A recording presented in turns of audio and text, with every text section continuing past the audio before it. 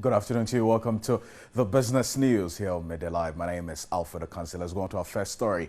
This afternoon, the Ministry of Education has charged members of the Institute of Chartered Accountants to provide proper accounting standards to assist the Ministry of Finance in drafting budgets. According to the ministry, this will ensure government maintains fiscal discipline and to also prevent budget overruns. The Director of Tertiary Education at the Ministry of Education, Wilhelmina Asamoah, made observation at the graduation ceremony for members of the Institute of Chartered Accountants, Ghana. She emphasized the need for accountants to uphold integrity and high responsibility in their endeavors. She also underscored the need for accountants to assist the Ministry of Finance in drafting budgets to maintain fiscal discipline.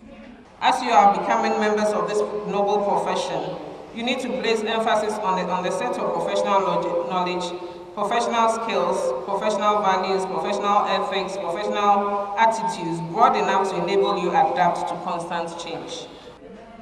Head of International Relations at the Investor Professional Studies, Professor Goski Alabi, charged members of the Institute to eschew corruption in their operations. As chartered accountants and as an association, how do we reinvent ourselves to ensure that we make a true difference in our country? President of the Institute of Chartered Accountants Ghana, Christine Soti, called for stronger regulatory framework to sanitize the accounting profession. Learn to uphold the code of ethics outlined by the International Federation of Accountants, IFAC, which include integrity, objectivity, professional competence, and due care. In all, 259 members were graduated, having taken courses in forensic audits and accounting oil and gas. Others also received special rewards for their exceptional performance during their course of work.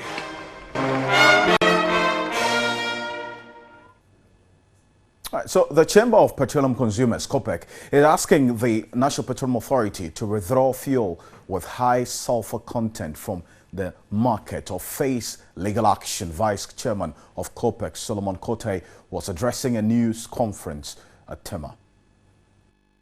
The Chamber of Petroleum Consumers Ghana made observation at a news conference after conducting investigations onto the importation of fuel with high sulfur content into the country.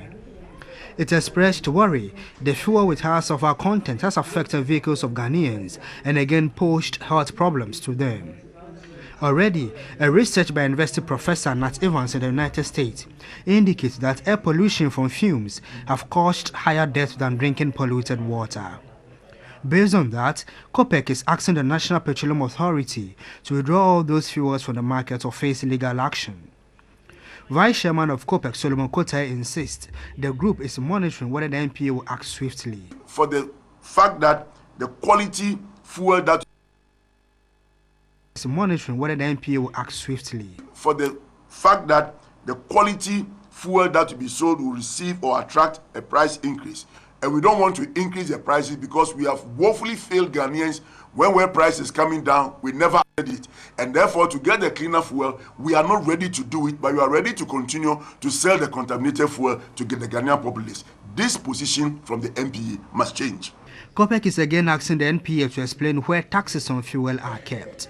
We have done analysis on the build-up of the petrol prices in this country, and we have raised the question that the various tax headings that we have, the beneficiaries, are they actually getting the monies direct to them, or where does those monies go? Ladies and gentlemen, as we have written and demanding the response from these people, none of them has responded. Where does these taxes that we have been paying on every liter that we buy, where does these monies go? Executive Secretary of Copec, Duncan Amoah, expressed disgust about the content of high sulfur without NPA taking action. A vehicle that will normally come with a 5-year warranty, you would find that in a year or two, check, most 2014, 2015 brand new vehicles you find on your streets are smoking.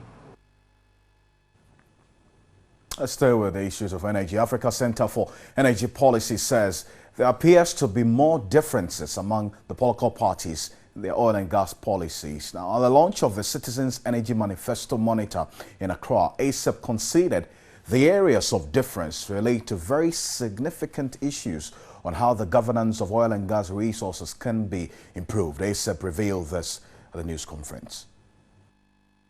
At a media briefing in Accra, ASEP identified 28 policies promised on oil and gas in the various political party manifestos. NDC provides 12 policies and programs, whilst the NPP and CPP provide 17 each. The NDC and NPP have consensus on only 2 policies and programs on oil and gas. In all, 16 different policies were presented by the NDC, NPP, and CPP. When we did the Citizens Energy Manifesto, one of the objectives we wanted to achieve was to promote political consensus on how we approach the energy sector challenges of our country.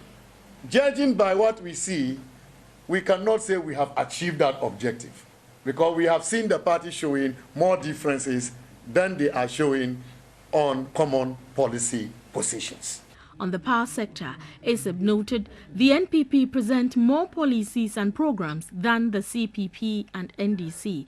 ASEP noted further the NDC and NPP agree on 10 common policies and programs. We recognize that the challenges of our energy sector are the same. Whether the NDC is in power, or the NPP is in power, or the CPP is in power, if you don't have fuel to run the power plants, you will not have power. And this is why we wanted that political consensus. Because unless we have that consensus, how do we address these common challenges? ASEP entreats the Ghanaian electorate to scrutinize the probability of the parties honoring their promises. So that's it for business.